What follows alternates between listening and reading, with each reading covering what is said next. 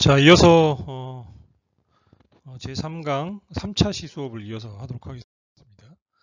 자, 이제 커피 얘기를 좀 이제 안 할 수가 없네요. 제가 그 지난 학기 때 여러분들한테 뭐 스타벅스 얘기도 좀 해드리고 커피 얘기 자세히 해드린다 그랬었는데 커피 얘기를 좀 자세히 못했던 것 같아요. 그래서 이제 우리 커피 시장에 대한 얘기를 이렇게 시장에 대한 이해를 얘기할 때는 뭐 커피 시장 얘기를 빼놓고 할 수는 없겠죠. 그래서 이제 커피에 대한 얘기를 좀 해보도록 하겠습니다. 그래서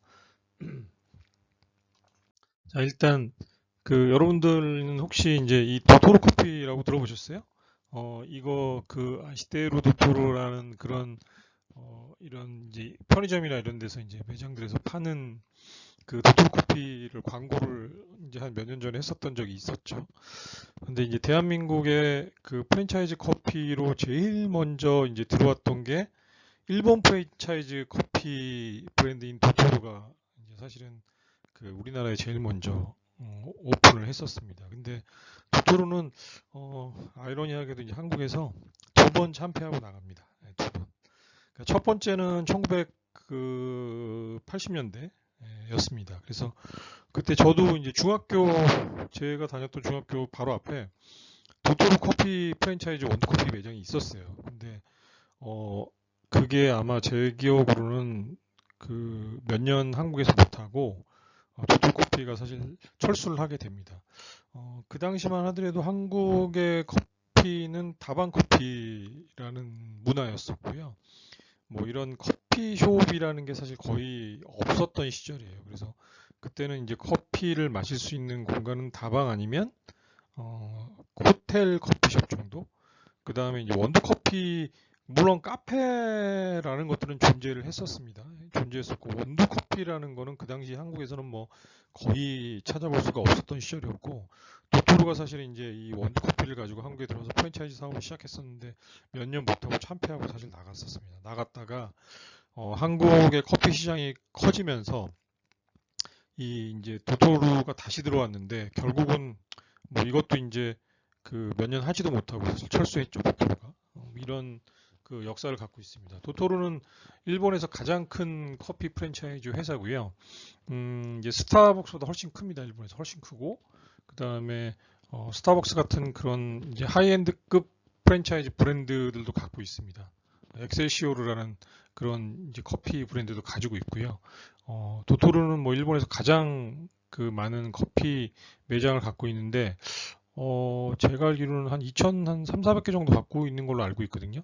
근데 최근에 이제 이디야가 3,000개를 넘게 오픈을 했으니까 도토로보다도 훨씬 더 매장이 많아졌네요.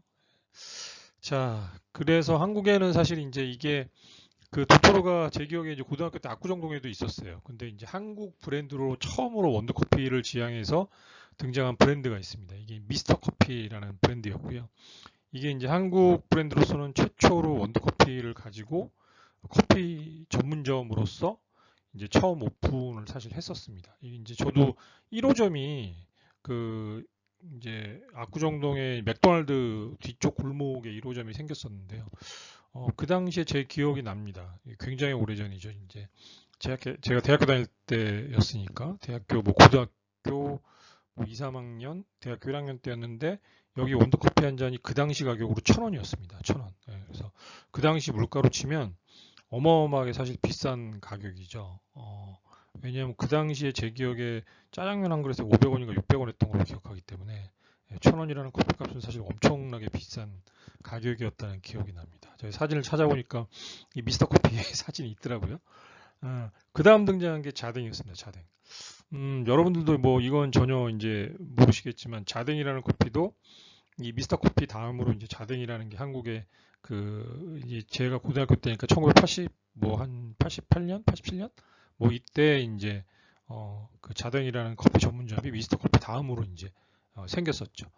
어 그래서 여기도 이제 그 의자는 이 미스터 커피나 자댕은 도토로의 컨셉을 베껴갖고 왔습니다. 그래서 상당히 의자가 좁고 작고 불편했어요. 예. 저도 이제 그런 기억이 납니다. 여기도 이제 뭐 그때 원두커피 한 잔에 900원. 뭐 1,000원 이랬던 걸로 제가 기억을 합니다. 자댕은 지금도 존재를 합니다. 프랜차이즈 커피 사업은 이제 하진 않고요. 커피 회사로서 존재를 하고, 사실 자댕은 이제 이런 그 액상 커피들 편의점 가면 사실 지금 많이 볼 수 있죠. 그래서 이제 커피의 부자재를 판매하는 회사, 그 다음에 이런 액상 커피들을 만드는 그런 이제 액상 커피뿐만이 아니라 뭐 이제 원두를 이제 그 일회용 팩이라든지 호텔 같은 데 주로 납품하는 그런 걸로 회사가 아직도 이제 유지가 되고 있고요. 미스터 커피도 아직도 회사가 있습니다. 회사가 있고요. 이 회사는 이제 주로 하는 사업이 뭐냐면 이제 원두를 공급하는 사업하고요. 여기 보이시죠? 이제 이런 요즘에 이제 이런 그 이제 뭐 음식점이나 이제 뭐 어떤 뭐 공유 오피스나 뭐 이런 공간들에 가면 특히 음식점들의 원두 요즘 기계들이 사실 많이 들어와 있죠. 여기는 이제 주로 뷔페 식당에 납품하는 기계들을 이제 납품하고 여기에 이제 이 기계와 함께 원두를 납품하는 이제 그런 일들을 미스터 커피가 아직도 이제 사업으로서 유지를 하고 있습니다. 그래서 여기 뭐 관련된 이제 커피 관련되는 부자재, 머신 뭐 이런 것들 이제 창업 뭐 컨설팅 뭐 이런 것들을 하는 회사로 아직 존재를 하고 있더라고요. 예. 자, 이게 이제 한국 커피 원두 커피 프랜차이즈 커피의 사실 시작이었습니다. 시작이었고요. 음, 원래는 이제 이런 그 프랜차이즈 커피들이 사실 시작이 된 거는 이제 스타벅스가 사실 우리나라에 처음 1997년도에 그 당시에 그 신세계 지금은 이제 신세계 인터내셔널이 투자를 해서 들어왔었는데 그 당시에도 그 대기업에서 그러니까 제일제당으로 제가 기억을 하고 있어요. 제일제당이 이 프랜차이즈 이 스타벅스를 들여오기 위해서 미국에다 이제 직원을 6개월 동안 파견을 해가지고 그 직원이 그 두 명이 제가 알기로는 두 명인가 뭐 한 명인가 파견이 됐던 걸로 알고 있는데 그 직원이 이제 사실은 IMF라는 게 터지면서 6개월 연수받다가 들어왔어요. 그러면서 사실은 이제 스타벅스를 그 당시에 이제 CJ가 그 오픈하려던 계획을 사실 철수를 했죠. 그런데 그때 이제 그 사람 이름이 누구였냐면 강훈이라는 사람이었습니다. 강훈이 그 당시에 그 회사의 대리였었는데 그 강훈이 이제 이게 너무 아까운 거예요.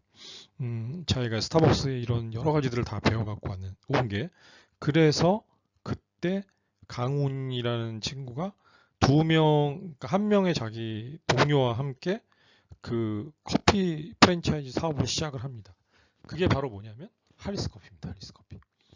자, 할리스 커피가 그 이제 처음으로 사실 어떻게 보면 우리나라의 이제 프랜차이즈 커피의 그 태동을 알리는 시작이었다고 할 수 있을 것 같아요. 그래서 할리스 커피가 생기고 할리스 커피가 그때 이제 60개 정도의 커피 매장을 오픈했을 때 이제 대기업한테 이제 할리스 커피가 팔립니다. 그러면서 그 강훈하고 이제 그 같이 동료로 있었던 친구가 이걸 판 자금을 가지고 이제 서로 각자의 갈 길을 가게 됩니다. 그래서 이제 강훈 대표는 이제 카페베네에 합류를 해서 이제 카페베네를 그때 실질적으로 이제 급격하게 키우는 역할을 하게 되죠. 그래서 카페베네가 한동안 그 한국 프랜차이즈 커피의 대명사처럼 여겨지던 그 전성기가 잠깐 있었는데 그게 이제 이 할리스 커피를 팔았던 그 바로 할리스 커피를 만들었던 그 창업자가 이 강훈 사장이라는 사람이 여기 합류를 하면서 그때 이제 그 사이더스 HQ라는 곳에서 이 카페베네가 투자를 받아가지고 단기간 안에 굉장히 한 700개 이상의 매장을 오픈시키는 그런 프랜차이즈로 성장을 했었고요. 그때 이제 그 할리스 커피를 팔았던 다른 한 명의 사람이 바로 타멘탐스 커피를 만듭니다.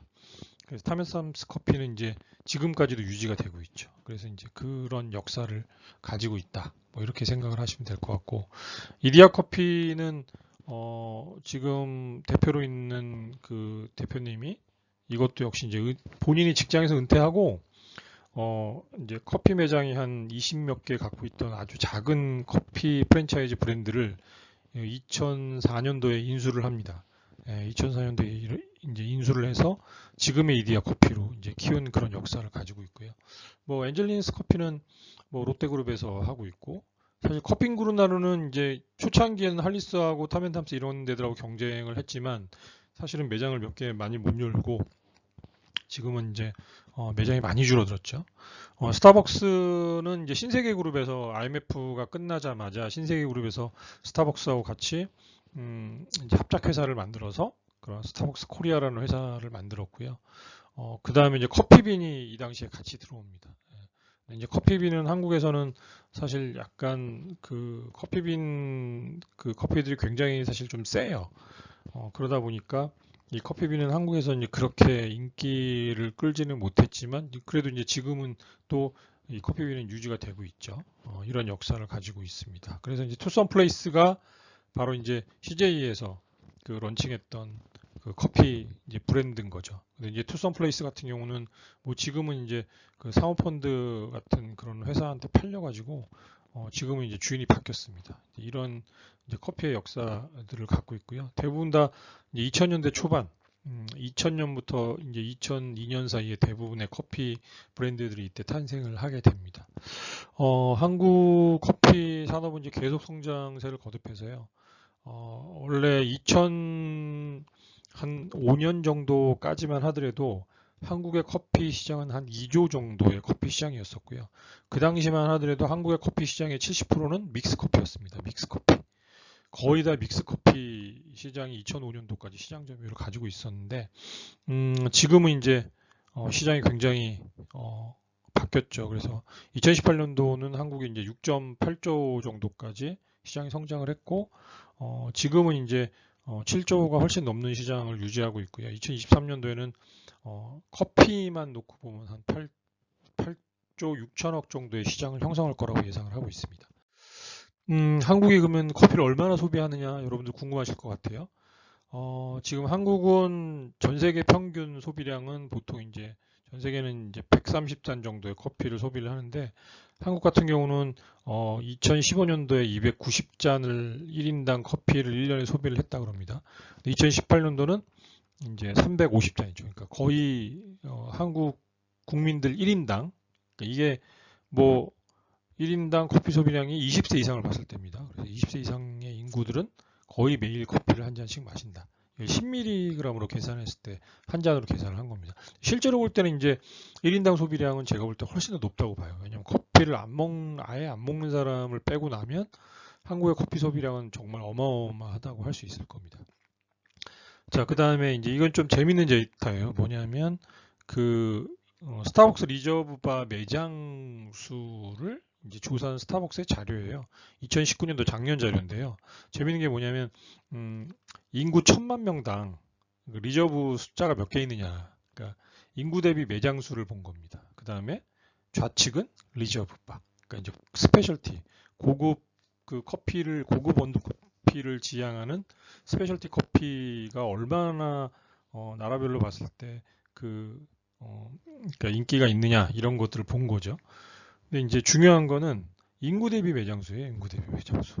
한국이 사실 놀랍죠. 예, 한국이. 그만큼 한국의 커피 산업에 대한 수준, 그다음에 커피를 소비하는 수준 자체가 굉장히 높아졌다라고 얘기할 수 있을 것 같아요.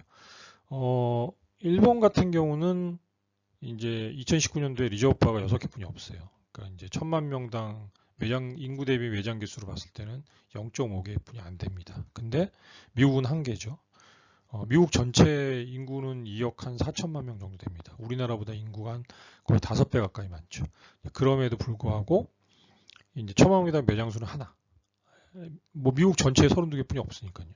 근데 중국 같은 경우는 이제 97개 굉장히 많죠. 그렇지만 인구 대비로 놓고 0.7뿐이 안 됩니다. 근데 한국은 리저브바가 50개, 미국보다 훨씬 많고 인구 대비로 보면 거의 뭐 다른 나라의 10배, 미국보다 10배 가까이 많은 리저브 커피 매장을 보유를 하고 있습니다.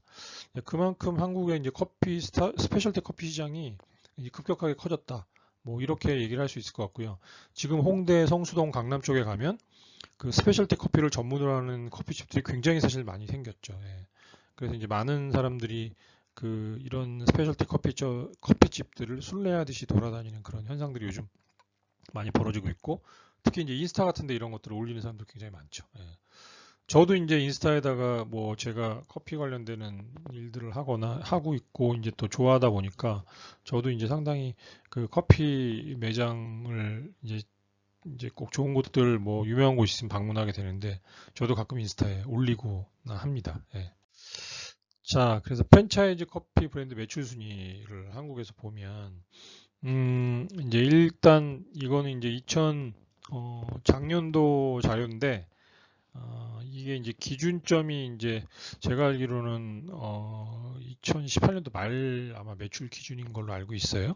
2019년도 자료더라도 보면 이제 한국에서는 스타벅스가 압도적으로 큰 매출을 가지고 있고요. 1조 6천억입니다. 그러니까 어마어마한 사실 회사죠. 단일 회사로 식품 회사가 1조 6천억이라는 매출을 올리고 있으니까 대단한 겁니다. 투썸 플레이스가 4,800억 정도 되니까 이제 두 번째로 큰 회사고 이디야 커피가 이제 4,500억 정도 됩니다. 이디야가 2019년도 말에 이미 3,000개 매장을 오픈했는데 3,000개 매장에 비하면 사실은 뭐 그렇게 이디야 커피의 매출이 뛰어나다고 할 수는 없겠죠. 근데 이제 이게 중가 브랜드라고 할 수 있겠죠. 이디야 커피는. 이제 그런 면에서 보면 사실은 대단한 이제 성장이라고 할 수 있을 겁니다.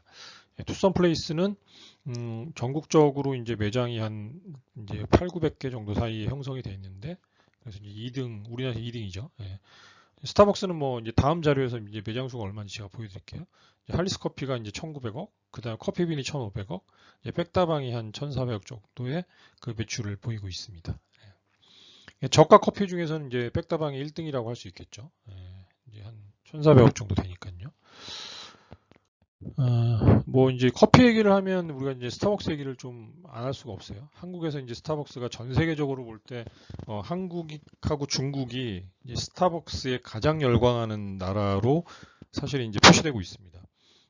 중국에 있는 스타벅스 매장 수가 제가 알기로는 뭐 한 2,700개 이미 넘은 걸로 알고 있고요. 한국도 이제 1,000개 넘은 지 오래됐죠.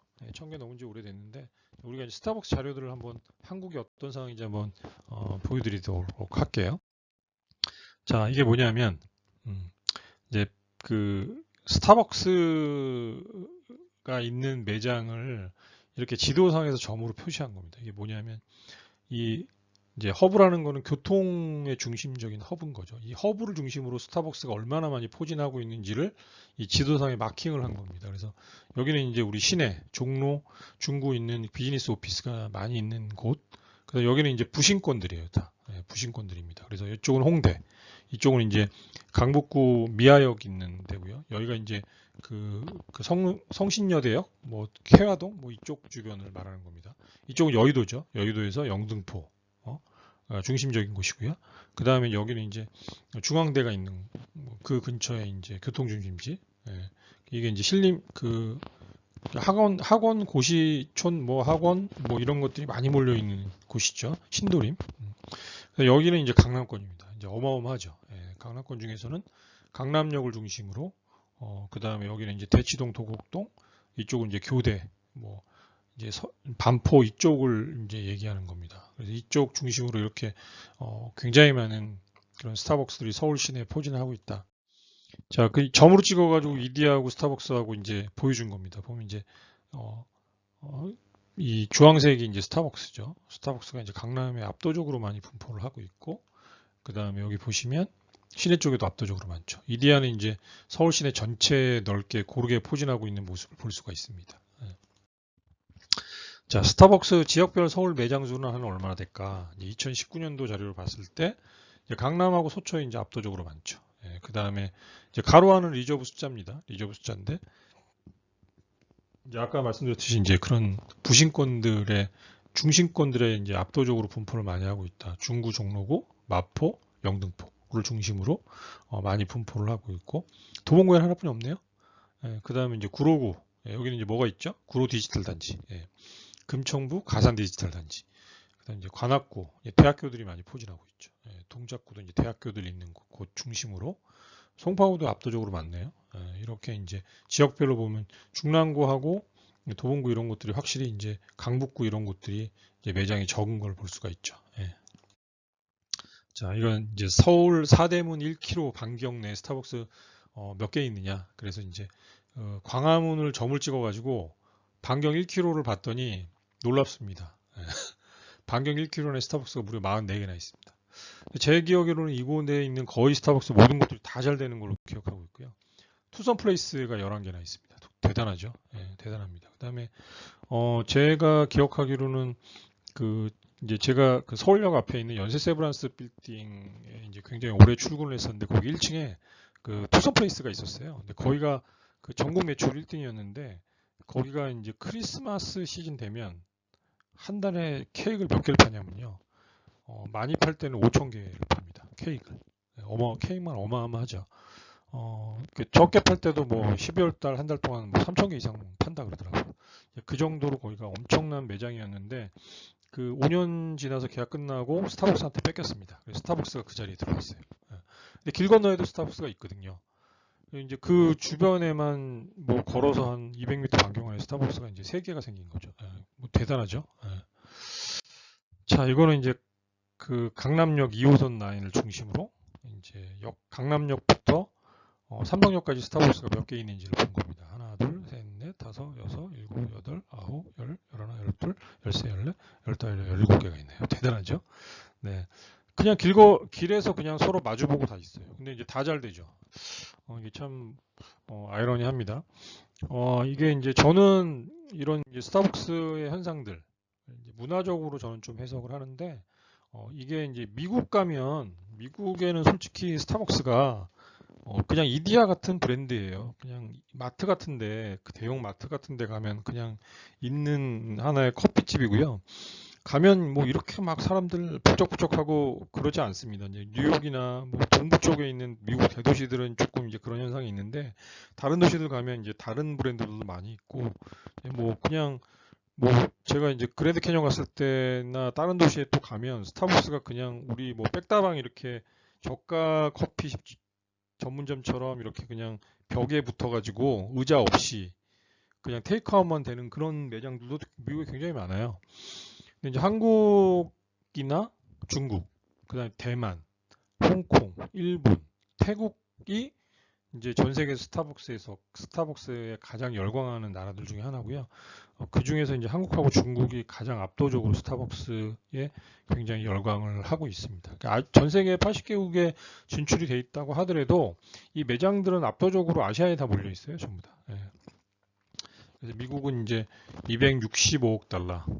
이게 뭐 그 외식 기업으로 치면 전 세계 10대 외식 기업 안에 들어가고 그 다음에 이제 세계 100대 기업 안에 들어갑니다. 100대 기업 안에 들어갈 정도로 스타벅스는 이제 어마어마한 그런 매출을 올리고 있는 곳이고 여기는 그 26조 한 5천억 원 정도의 매출을 매년 올리고 있다고 보시면 될 것 같아요. 예. 전 세계에는 3만 개 이상의 매장을 보유하고 있는 다고 이제 생각하시면 될 것 같습니다. 예. 뭐 어마어마한 커피 하나 가지고 어마어마한 산업을 일으킨 회사죠. 1971년도에 시애틀에 있는 작은 그 이제 매장으로 시작을 해서 하워드 슐츠라는 사람이 여기 대표를 맡으면서 정말 글로벌 기업으로 키운 그런 이제 대단한 커피 회사라고 할 수 있을 겁니다. 예. 이제 한국도 사실은 이제 여러분들은 좀 이제 그런 것들에 아직 학생이기 때문에 이제 민감하지 않은데 성인들, 직장인들의 대부분 모바일 폰에는 스타벅스 어플리케이션이 깔려 있고 그 다음에 그 연말 되면 스타벅스의 그 노트, 그러니까 수첩이죠. 다이어리를 받기 위해서 사람들이 엄청나게 그 도장을 받기 위해서 노력을 하고 그 별을 받기 위해서. 그 다음에 최근 이제 여름에도 그 슈트케이스하고 그 등산의자 같은 거이 굉장히 인기가 엄청났었던 걸로 저도 기억을 하고 있습니다. 그리고 실제로 그걸 받아서 이제 인터넷 쇼핑몰에서 파는 사람들도 있을 정도로 그 사람들의 문화적인 현상으로 볼 때는 이제 스타벅스에 대단히 열광하고 있는 그런 것들을 사실 많이 우리가 주변에서 볼 수가 있습니다. 뭐 국가별 스타벅스 매장 수인데 이제 미국이 압도적으로 많고 이거는 이제 2017년도 자료여서 이제 크게 이제 제가 이제 어떤 나라가 주로 많구나라는 것만 좀 보여드리려고 이렇게 한 거고 태국은 300개인데요. 이게 한 도시에 다 있는 거예요, 거의 다. 그 미국의 이제 방콕이라는 대도시에 거의 다 있다고 보시면 됩니다. 다른 도시에는 거의 없어요. 뭐 한국은 이미 1,300개 정도가 됐고요.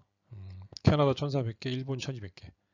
중국은 뭐 3,500개인가 뭐 그렇게 된다고 제가 최근에 들은 것 같은데, 하여튼 어마어마한 매장들이 있습니다. 타이완 압도적으로 많죠. 인구 대비로 보면 사실 굉장히 타이완에 많은 겁니다. 타이완도 커피로 치면 굉장히 커피 산업이 발전한 나라라고 할 수 있습니다. 아시아에서 커피 산업이 가장 발전한 나라가 어디냐라고 꼽으면 한국하고 타이완, 그 다음에 인도는 뭐 이제 인도네시아는 이제 그 커피 생산지이기 때문에 인도네시아도 커피 문화가 굉장히 발달을 했고요. 그 다음에 이제 태국이 커피 문화가 굉장히 발달했습니다. 저는 뭐 수준으로 치면 뭐 한국 이상으로 커피가 발달했다고 생각이 들고, 일본은 전 세계에서 그 스페셜티 커피 원두를 가장 많이 소모하는 나라입니다. 거의 전 세계 물동량의 90%를 일본이 수입을 하거든요. 그 정도로 어마어마한 커피 시장을 갖고 있고, 일본은 그 집에서 먹는 커피 문화가 이미 60년이 넘었어요. 원두 커피 문화가. 그래서 그 홈바리스타 문화가 이제 일본은 굉장히 크게 자리 잡고 있다라고 알고 계시면 될 것 같아요. 중국이 이제 지금 최근에 이제 압도적으로 커피를 소모하는 나라로 성장을 하고 있습니다. 뭐 이제 신세계 스타벅스가 1997년도에 출자해서 합작법인으로 설립을 했다라고 돼 있는데, 이건 조금 제가 알기로는 잘못 알고 있는 걸로 좀 알고 있습니다. 이제 97년도에 이제 하려다가 못해서 이제 2000년도에 아마 오픈한 걸로 제가 알고 있거든요. 자, 그래서 이제 요거는 이제 1428개, 2018년도에 1428개네요, 벌써 매장이. 그 다음 1조 이제 5천억이었죠. 아까 1조 6천억이 넘었었죠. 2019년도 자료는. 자, 이게 대단하게 성장을 하고 있다라고 이제 아시면 될 것 같고,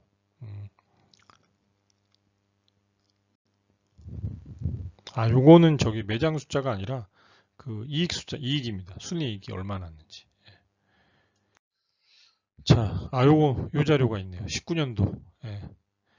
보시면 이제 영업이익이 1750년도 1조 8천 600억이네요. 가장 최근 자료입니다. 이게 2019년도 아마 말 자료로 제가 알고 있는데, 이거 엄청난 매출이네요.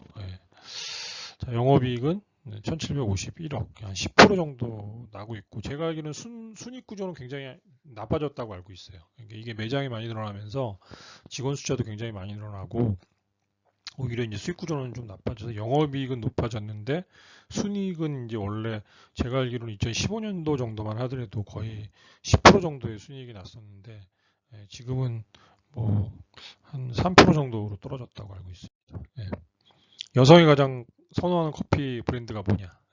스타벅스가 압도적으로 1위입니다. 모든 이제 그런 브랜드 조사 기관들에서 조사를 할 때마다 몇 년째 압도적으로 스타벅스가 그 커피 브랜드 1위로 이제 항상 자리매김을 하고 있습니다. 다음이 이디하고 3위가 엔젤리너스인데, 이 엔젤리너스가 왜 3위인지 의아해하는 사람도 굉장히 많아요. 왜 3위냐면 요거는 이제 그 3위인 이유는 여기가 그 롯데 시네마, 롯데와 관련된 롯데몰 뭐 이런 데는 다 엔젤리너스 커피가 들어가 있거든요. 그것 때문에 이제 좀 아마 선호도가 좀 높은 걸로, 지방 도시 같은 경우는 엔젤리너스가 많이 있거든요. 이제 그래서 이제 평가가 그렇게 나오는 것 같다라고 해석을 할 수 있을 것 같아요. 자, 그래서 여러분들이 이런 이제 시장 정보들을 통해서 나에게 맞는 아이템을 선택하는 것이 굉장히 중요하다.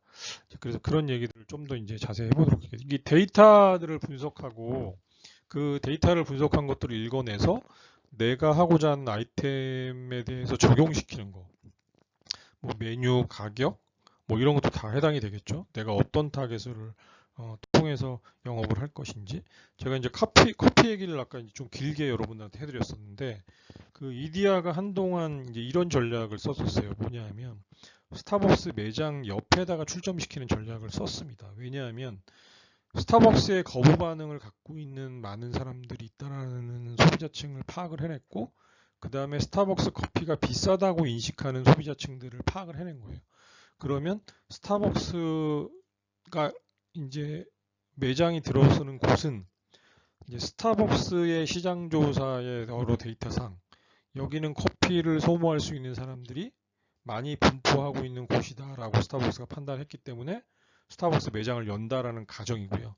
이디야는 그 옆에서 방금 전에 제가 말씀드렸던 그런 타겟들, 어차피 커피를 소모할 만한 사람들이 많이 있는 곳인데 거기서 스타벅스의 거부 반응이 있거나 스타벅스의 커피값이 비싸다고 생각하는 사람들을 끌어들이기 위해서 스타벅스 매장 옆에다가 이제 이디야 커피를 이제 많이 출점을 시켰습니다. 근데 이제 그런 매장들이 사실은 굉장히 성공을 거뒀어요, 사실은.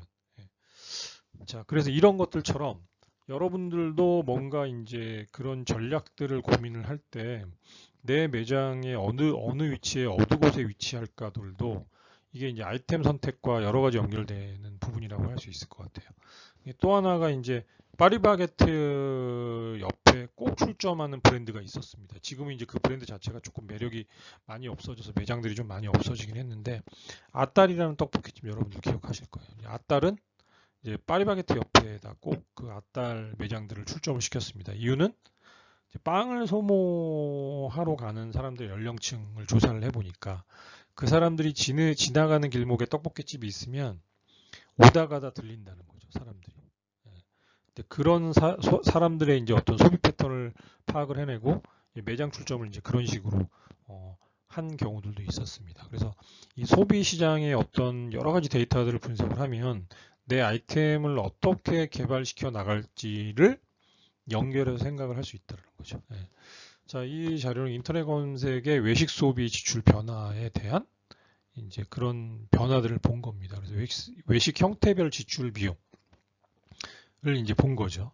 그럼 이제 여기 보시면 확실히 이제 배달 외식이 점점점 늘어나고 있는 거를 이 데이터를 통해서 볼 수가 있죠. 배달 외식 자체가 이렇게 늘어나고 있고 확실히 방문 외식은 이런 코로나 시대와 상관없이 줄어들고 있는 게 확실히 있습니다.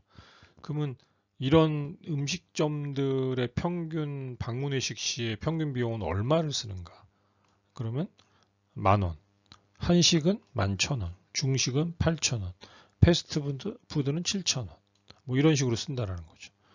근데 이게 2017년인데 이 음식 지출 비용은 크게 차이가 없어요. 오히려 지금 줄면 줄었지. 배달 음식 같은 경우는 보통 15,000원 정도를 소비를 한다는 거죠, 사람들이.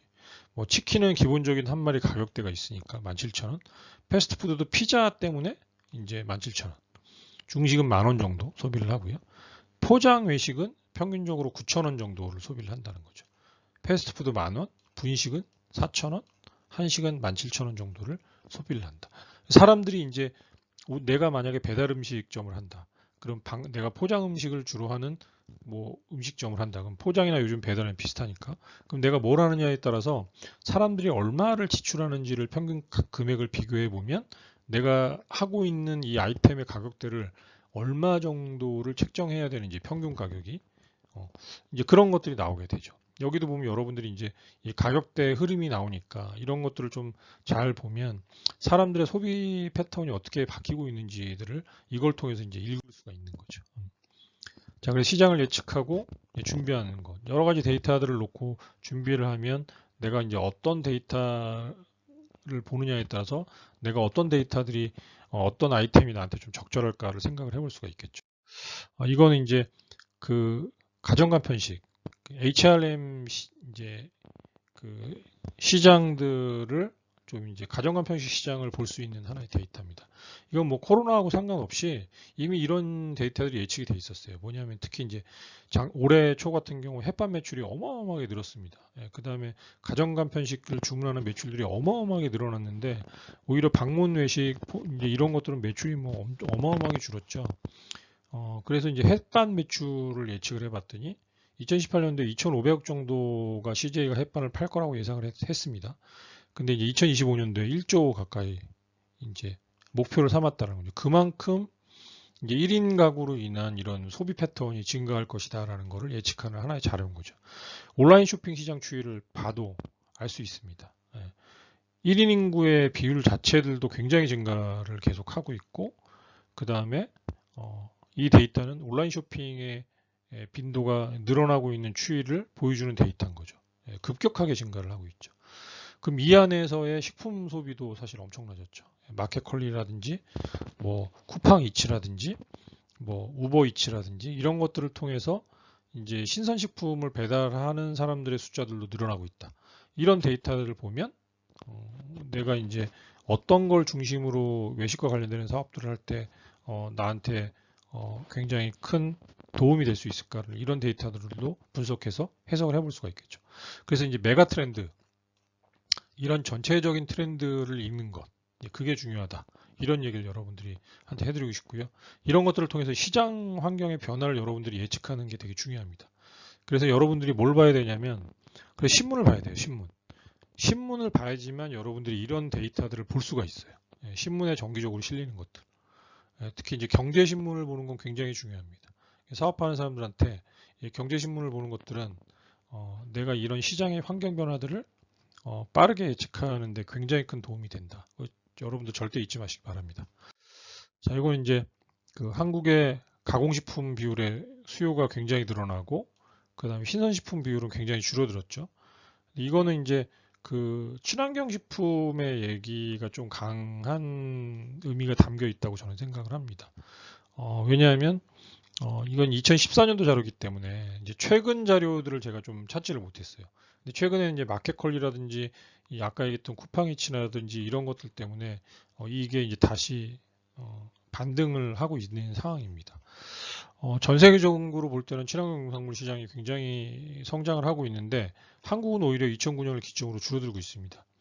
이거는 뭐 여러 가지 이유를 들 수 있는데 가정간편식 시장, 1인 가구의 증가, 뭐 이런 것들이 하나의 큰 이유가 된다고 좀 할 수 있을 것 같아요. 그 다음에 저는 이제 경제적인 문제가 사실 더 크다고 봅니다. 왜냐하면 이제 외식 시장에 대한 소비 지출 변화가 이때부터 급격하게 꺾이기 시작을 해요. 심각하게 꺾이기 시작합니다. 그래서 이제 아마 저는 이제 이게 오히려 더 사람들의 소비가 위축되는 것들이, 왜냐하면 친환경 농산물들은 비싸잖아요. 그러다 보니까 이게 위축되는 게 큰 영향을 주지 않았나라고 저는 생각을 합니다. 그래서 종합적으로는 외식시장이 분명히 이제 어떤 면에 있어서는 굉장히 위기로 다가오는 부분들이 굉장히 크다. 이렇게 설명을 드릴 수 있을 것 같아요. 자, 그래서 시대와 시장의 흐름을 통해서 메가 트렌드를 읽는 것, 이게 굉장히 중요하다. 아까 이제 얘기했죠. 가정간편식 시장 규모가 얼마나 성장하고 있는지를 보여주는 그래프. 그 다음에 이제 2018년도 외식 트렌드에 대한 변화에 대한 내용입니다. 그래서 이거는 이제 이제 정부에서 보고 자료를 발표한 건데, 이 당시에 2018년도는 포장 외식, 그 다음에 혼술, 뭐 1인용 음식들의 판매 증가, HMR 시장의 증가, 그 다음에 소포장 패킹에 의한 그런 것들이 증가한다. 그래서 1인 외식이 급성장하고 있다라는 내용을 가지고 정부가 보고서를 냈던 건데, 이 당시만 하더라도 제가 볼 때는 뭐 1인 외식은 그러니까 밖에서 먹는 외식은 우리나라는 한국 사람들이 정서상 혼자 먹는 것들에 대한 거부감이 되게 큽니다. 물론 예전에 비하면 이제 혼자 밥을 먹는 여성분들도 많아지고 혼자 밥을 먹는 분들이 많아지긴 했지만, 일본에 비하면 뭐 한국은 거의 사실 제가 볼 때는 아직까지 1인 외식이 성장했다라고 볼 수는 없어요. 그 대신 이제 가정간편식 시장이 굉장히 커지면서 특히 이때부터 두드러진 게 뭐냐면 편의점 음식 판매량이 굉장히 많이 늘어납니다. 그게 이제 집에서 1인들이 혼자 사는 사람들은 집에서 이런 HMR 소비가 이제 늘어났다는 겁니다. 이제 그게 큰 이제 하나의 어떤 변화의 트렌드 중에 하나였고, 나머지 부분들은 제가 볼 때는 뭐 그렇게, 혼술도 마찬가지고 포장외식은 분명히 증가를 했습니다. 이건 증가를 했고, 뭐 1인용에 대한 메뉴들은 확대되긴 했지만 뭐 소포장, 그다음에 외식이 급성장했다라고 보기는 조금 어려운 부분이 있어요. 외식 빈도를 놓고 보면, 여기 보면 이제 2017년도에 이제 월 4.1회, 2018년도에 3.5회잖아요. 데이터상으로 보면 외식 빈도는 오히려 줄었거든요. 줄었습니다. 오히려. 그 대신 이제 평균을 보면 서울에 있는 20대가 압도적으로 그 외식을 많이 하는 것을 알 수가 있습니다. 20대들만. 평균치를 보면 이제 나이가 들수록 외식 빈도가 줄어들죠. 확실히. 이렇게 볼 수 있죠. 서울이 4.7회. 평균보다 굉장히 높죠. 3.5회보다 3.5회인데 서울 같은 경우가 4.7회. 그 다음에 20대가 가장 외식 빈도가 높고, 그러면 이제 서울에서 20대를 상대로 내가 그냥 오픈 매장을 연다 그러면 20대를 타겟으로, 20, 30대를 타겟으로 하는 게 가장 좋겠죠. 예. 뭐 트렌드에 미치는 영향.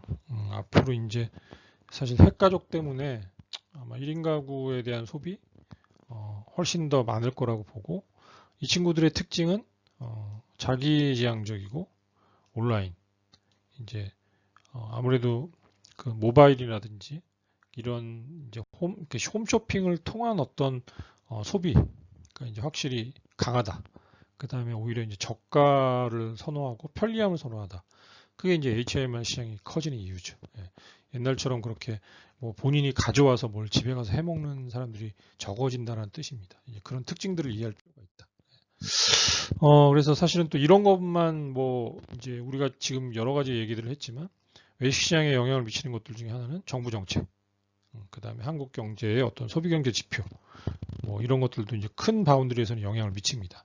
또 세계 경제는 여러 가지 중국, 미국, 일본, 뭐 유럽, 그 다음에 무역 전쟁, 뭐 달러, 금리, 뭐 이런 것들이 다 영향을 미치는데, 이런 얘기들은 여러분한테 굉장히 어려운 얘기일 거예요. 그렇지만 중요한 게 뭐냐면 세계 경제가 안 좋아지면 한국 경제에 한 1년 내로는 영향을 크게 미칩니다. 그 다음에 이게 결국은 정부 정책에 영향을 미치게 되고, 결국은 이게 이제 소비 시장에 영향을 결국은 미치게 됩니다. 여기서 보시면 최저임금, 그 다음에 최근에 이제 김영란법 같은 것들이 외식 시장에 굉장히 큰 영향을 미쳤습니다. 김영란법 때문에 이제 벌어진 문제 중에 하나가 이제 그런 이제 대형 레스토랑들, 이제 고가의 음식을 파는 곳들이 엄청나게 타격을 받았고, 이 법이 발동된 이후로 많은 매장들이 문을 닫았고요. 최저임금이 급격한 상승으로 인해서 사실은 많은 소상공인들이 이것 때문에 사실 굉장히 힘들어 했었습니다. 특히 이제 그 종업원을 많이 고용할 수밖에 없었던 그런 곳들이 많은 그런 어려움을 겪고 있는 게 지금도 사실입니다. 예. 자, 이런 것들은 다 세계 경제의 문제, 그 다음에 한국 경제의 문제, 이것이 정부 정책에 영향을 줘서 결국은 우리 소비 시장에도 크게 영향을 주게 된다. 그래서 여러분들이 이제 창업을 할 때는 이런 전체적인 흐름들을 내가 관심 있게 좀 보고, 이게 우리 사회에 어떻게 영향을 미치는지를 아는 게 되게 중요하고요. 이런 것들은 여러분들이 신문을 꼼꼼히 보는 것이 굉장히 중요하다. 왜냐하면 방송이 잘 안 나오고 여러분들이 핸드폰을 통해서 보는 모바일 뉴스에는 이런 것들이 잘 안 나와요. 이건 내가 찾아봐야지만 나오는 겁니다. 그래서 여러분들이 그런 것들에 관심을 꼭 가지는 게 굉장히 중요하다. 그래야지만 내가 세상이 어떻게 변하는지를 인식하고 거기에 맞춰서 나의 아이템들을 찾아내고 선별할 수 있다. 이렇게 생각을 하시면 될 것 같습니다. 자, 오늘 수업은 여기까지 일단 하고요. 다음 시간에 이제 이어서 그 시장 환경을 이해하는 것들을 통해서 이제 아이템을 선택하는 거에 대한 얘기를 좀 더 이어서 좀 하고 마무리를 짓도록 할게요. 일단 여러분들이 이제 지금 이제 팀 만들기, 여러분들이 서로 팀 조장 선출해 주시고, 우리가 이제 가상 창업을 위해서 어떤 아이템을 선택할지 이미 여러분들이 이제 다 완료를 해 주셨습니다. 그래서 이제 흥미롭고 재밌는 여러분들이 아이템들이 많이 있는 것 같아서 앞으로 여러분들이 이제 어떤 가상 창업을 사업 계획을 할지 저도 굉장히 기대되고요. 여러분들이 좀 더 재밌게 이런 사업 계획들을 좀 할 수 있도록 그런 기회들이 만들어질 수 있도록 제가 여러분들한테 이제 그런 뭐 여러 가지 내용들의 얘기들을 계속 해드리도록 하겠습니다. 그래서 수업 내용하고 맞춰가지고 여러분들이 이제 그 아이템과 관련되는 여러 가지 작업들을 진행을 하게 될 겁니다. 그래서 이제 그런 것에 시간이 맞춰서 진행하시면 되고, 자, 일단 그 여러분들 캡스톤 디자인 창의자유과제, 그다음 산업체 연계과정 캡스톤 경쟁대회를 참여하는 산업체 연계과정 팀들도 이제 이번 주에 분류가 끝났습니다. 그래서 여러분들 일단은 그 산업체 연계과정은 3팀이 진행을 하기로 했고요. 창의자유과제는 이제 8팀이 이제 진행을 합니다. 근데 혹시 이제 창의가 자유과제 하시는 팀들 중에 이제 캡스톤 경진대회에 참여하기를 희망하시는 분들은 이제 언제든지 저한테 뭐 얘기를 해주시면 산업체 연계과정으로 변동이 가능하고요. 산업체 연계과정 참여하시는 분들도 진행하다가 좀 부담이 느껴진다. 그래서 창의 자유과제로 저희가 바꾸고 싶다 그러면 저한테 언제든지 얘기하시면 저희가 이제 변경을 해드릴 예정입니다. 자, 그래서 일단 여러분들이 이제 팀 작업들도 아이템도 이제 지금 이미 작업이 끝났기 때문에 제가 이제 소과제들을 통해서 여러분들한테 이제 중간중간에 이런 것들이 진행들이 좀 될 수 있도록 이제 소과제를 통해서 여러분들이 사업계획서의 일부 내용들을 이제 계속 만들어 나가고 채워 나가는 작업을 아마 하시면 될 것 같습니다. 그래서 그건 제가 이제 수업 중에 이제 항상 미리 말씀을 드릴 거고요. 이제 그런 작업들이 좀 이제 원활하게 될 수 있도록 여러분들이 이제 또 궁금한 것들이 있으면 언제든지 이제 저한테 이제 연락을 주시면 됩니다. 제 이메일 주소, 그 다음에 핸드폰 번호가 있으니까 여러분들 궁금한 것들이 있으면 연락 주시면 되고요. 팀별로 이제 수행해야 될 내용들에 대해서는 저희가 이제 그 조장들 방을 만들었습니다. 그래서 카톡방을 통해서 이제 그때그때 꼭 이제 챙겨야 될 내용들하고 필요한 내용들이 있으면 제가 카톡방을 통해서 조장들한테 전달될 수 있도록 이제 그렇게 할 예정입니다. 자, 여러분들 이제 3주차 수업이 이제 오늘로서 끝났습니다. 그래서 여러분들 고생하셨고요. 4주차 수업을 통해서 여러분들 다시 또 뵙도록 하겠습니다. 수고 많으셨습니다.